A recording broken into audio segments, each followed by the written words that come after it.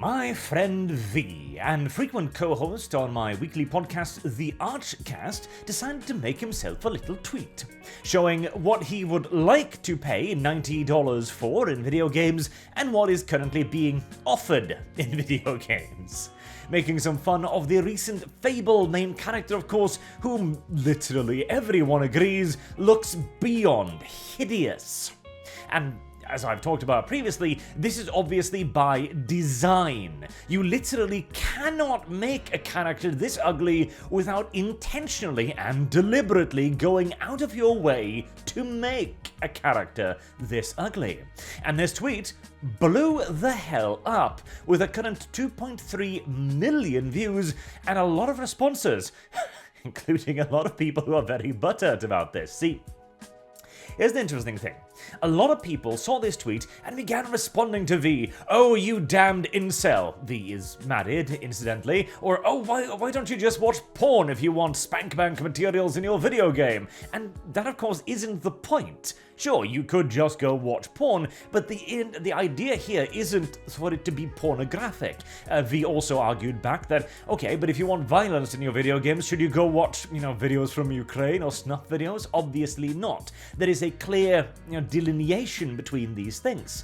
Now, I would love to show you some of the spicier responses, but V also elected to respond to the people going, well, this is just porn, with pictures from their own timeline, and let's just say, most of those pictures are in clear violation of YouTube's terms of service. A stunning quantity of big old furry penises, let's just put it like that. Because of course, this is one of the Wokist's oldest and most faithful of weapons, weaponized hypocrisy, as it's not about not liking sexy characters, as V very thoroughly and poignantly demonstrated by showing them their own, often pornographic timelines, but rather to make sure that you cannot enjoy the thing you would like, whereas they can feel pride in enjoying the things they like. As amply demonstrated by certain pride parades, for example, which has turned what was once a movement for general acceptance into a ginormous display of fetishism. So let's talk about this a little bit more here. So I made a video a while ago talking about companions in gaming, and some of the reasons why companions should preferably be customizable characters, or at the very least a layout of customizable characters with, generally speaking, attractive character traits. For the simple reason that hot characters are easier to relate to. It's one of those little things in our little lizard brain. We see a hot person, an attractive person, and we go, I like this person. Automatically. It's hardly difficult to explain, and it's been an understood phenomenon for decades and decades. You see, and hell, we understand it today as well. Look at a recent video game male character, for example. Can you remember an ugly male video game character? Hell, take the example, the one always brought up, Mass Effect Andromeda, where they had real characters, real models. The female model looks stunning, and then in game she looks like a potato. Whereas you look at the male model, again, a super handsome lad, which in the game, oddly enough, looks handsome. Weird. Could it be that the video game companies simply don't have the technology to make attractive females? Obviously not. As I mentioned with the Fable character, there is a deliberate effort to make the female characters uglier, even as the male characters remain traditionally handsome up until this day. The latest Prince of Persia iteration, for example, is shirtless with exaggerated physique, muscles everywhere, and again, traditionally handsome character. Hell, if you wanted basically to take the example of V's character, the big-titted blonde woman with skimpy, ineffective armor, okay, well, Kratos, Duke Nukem, hell, practically every video game male hero character ever, with the possible exception of Doom Guy, and even he tend to roll up his sleeves on occasion.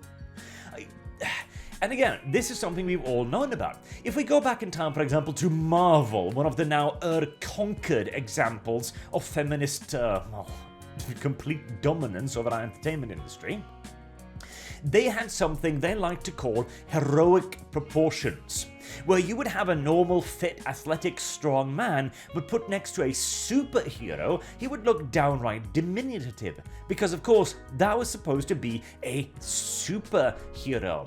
That was a rule of thumb. The superhero should always be wider, broader shoulders, more muscles, more dynamic, wider stance, taller. He should always look better in every way because he is a goddamn superhero. And the same for the women, but usually in the opposite direction.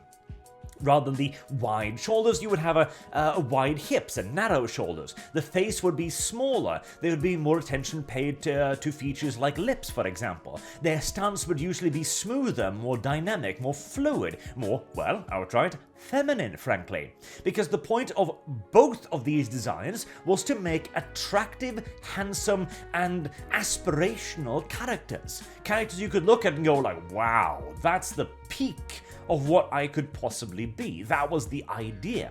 And that is still the idea today. But whereas men will look at that and go like, Jesus Christ, that's amazing. I bet I could look like that too if I worked out for like 17 years. Whereas the women take on it was usually, well, that's very unrealistic. I weigh 220 pounds and could never look like that. Also known as the feminist point of view on this particular divide.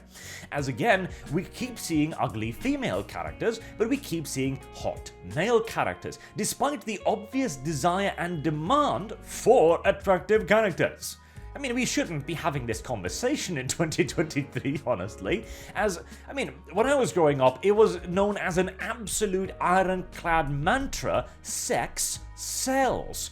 Because it does. Hell, in the companion AI character video, I pointed out, for example, that the companion character in the mod DB on Mod Nexus for Skyrim has more entries into it than any other category.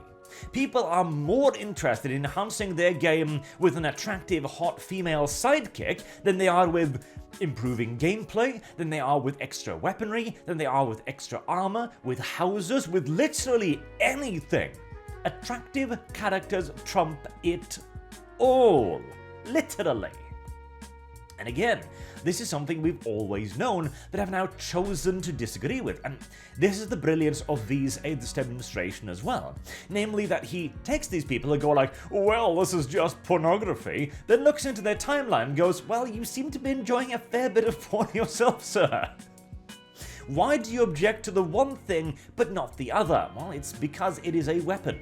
It is like all political or ideological extremists, they all universally are fundamentally intolerant. Because if they aren't, well, they're giving up an attack vector. This is again the fundament of pride, where they have a thing that they like. This is a thing to be proud of, but it is also an ideology to be pushed. Therefore, whilst they must display outward acceptance and pride of this thing because it is good, they must also display outward lack of acceptance and a rejection of what their opposition considers good, which is usually just seen as the inverse. And so you arrive at the wonderfully hypocritical position of, yeah, no, I can jerk off to big muscled dudes with furry penises, that's fine. That's gonna get clipped. But you can't like attractive female characters because that's disgusting. It's blatant. And yet it has worked incredibly well as a weapon for decades now. Again, as demonstrated by the fact that a major video game company releasing the big sequel to a major video game series like Fable elects to make their female character butt ugly, deliberately, exaggeratedly ugly. And possibly even a self-insert, which has worrying connotations.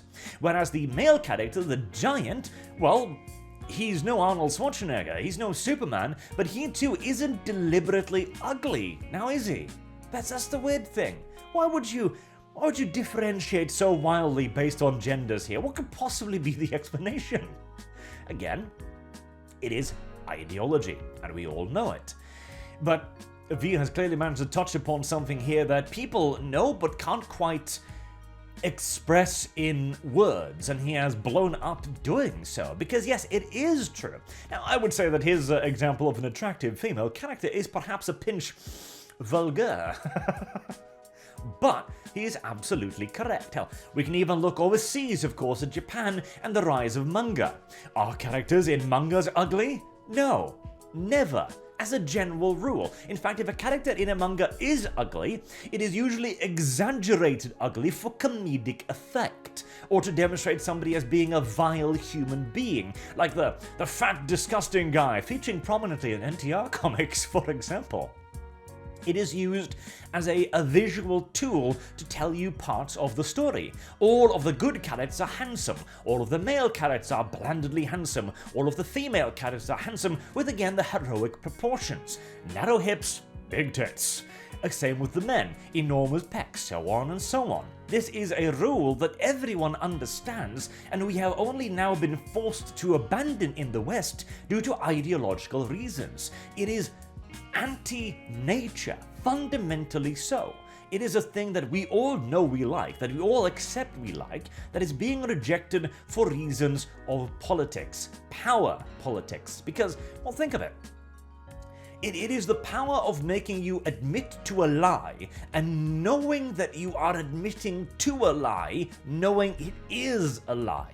There's nothing more powerful than that. If you can make a man who knows that he likes beautiful women say that, no, I'm not actually that fond of beautiful women. I actually like the dog-faced, butt-ugly one on the left there. That's actually my preference. That is an incredible power move. You've made him deny Jesus, shall we say. It's rather beautiful. So, good on V for exposing that, and good on V for sticking with it as well, and for yet again highlighting this element, because it is absolutely a correct one, and I really genuinely do hope that we'll see more on the right side, and we might be. The recent release Final Fantasy XVI appears to have, gasp, attractive female characters that even seem to be heterosexual. Well, it surely is a strange turn for the current year, isn't it? As the Japanese, to some extent, still understand this, and maybe, with the hopeful success of franchises like that and the ever increasing dominance of manga or the comics, the West too will look at it and go, yes, maybe this isn't such a bad idea after all. We can but hope. Until next time, I've been Arch. Thank you all very much for watching, and I do hope to see you all again soon. Till then, have a good day.